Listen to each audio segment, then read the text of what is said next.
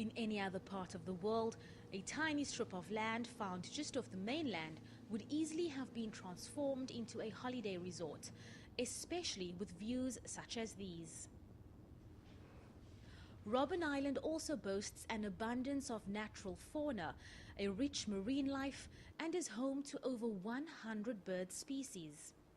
But these facts are not what made the island famous. Robben Island became a symbol of brutality. Unwanted people were sent here, those who fought against oppression in Africa, religious Muslim leaders, prisoners of war, criminals, leprosy sufferers, mentally ill patients, and of course, political activists and freedom fighters. One of the world's most famous freedom fighters, and certainly South Africa's most famous, Nelson Mandela, also found his way to Robben Island. There were various deprivations, as you know, in prison life, but the greatest deprivation was the absence of children.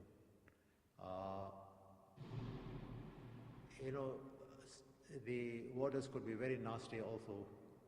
For instance, when we were working at the quarry, at the lime quarry, during school holidays, children, not very little ones, but kids, school kids would wander towards the quarry, and before they could even approach, they were chased away so that we couldn't see kids.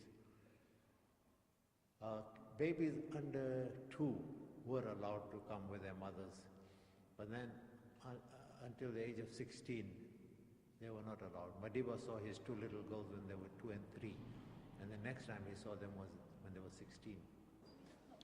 These are the cells that also housed men like ANC stalwarts Ahmed Kathrada, Govan Mbeki, and Pan-Africanist Congress leader Robert Sobukwe. This is the cell that belonged to Mr. Mandela. Now, what we haven't got here, which came later, of course, is a bookcase, a table, and the chair. That we haven't got. The rest of it is the same.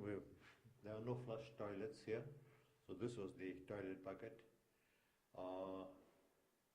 The meds that you see here, for the first 14 years, we slept, we slept on the ground.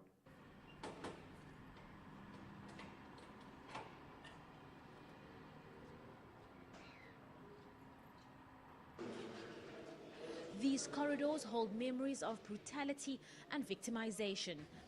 And during times of solitary confinement, this could easily be one's only access to the outside world.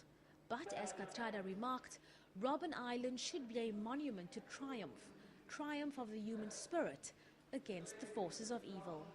I don't have any regrets. It's easy to say that now, of course.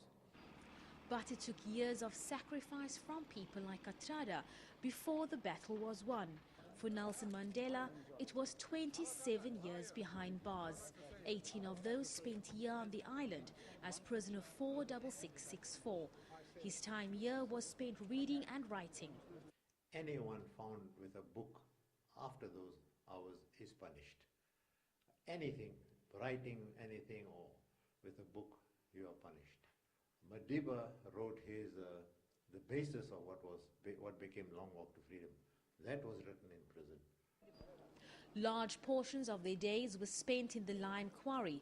Here, as President of South Africa, he demonstrates how he and fellow prisoners used to chop the white stone.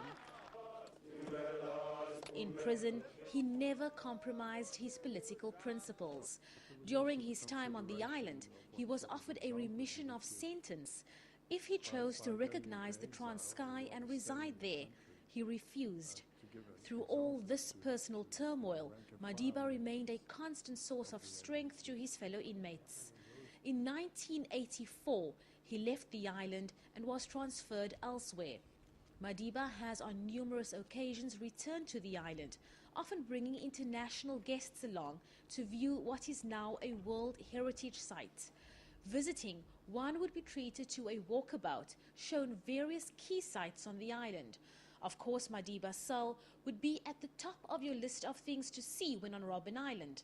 But when the excitement of being here dies down, when you give yourself an opportunity to absorb the enormity of what Robben Island once represented, you can almost lose yourself in the enigma.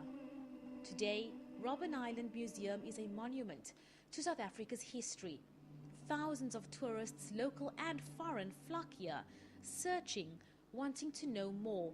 But no matter how often you're given facts, figures and information, standing here, assimilating the history of this place, it's not always easy to understand. But then you stop trying to understand and realize what exactly Mandela means to South Africa. I have cherished the idea of a democratic and free society in which all persons live together in harmony and with equal opportunities. It is an idea for which I hope to live and to see realized. But my Lord, if it needs be, it is an idea for which I am prepared to die. I'm going to sing for you then. Now at 91, Nelson Mandela has aged gracefully and may not be as physically strong as many fondly remember him. But despite this, his life represents the strength of the human spirit. And as South Africans, we are grateful for his years of sacrifice on Robben Island. Abra Barbia, SABC News, Cape Town. Can you sing with me? Yeah, Can you sing that? Papa, you have to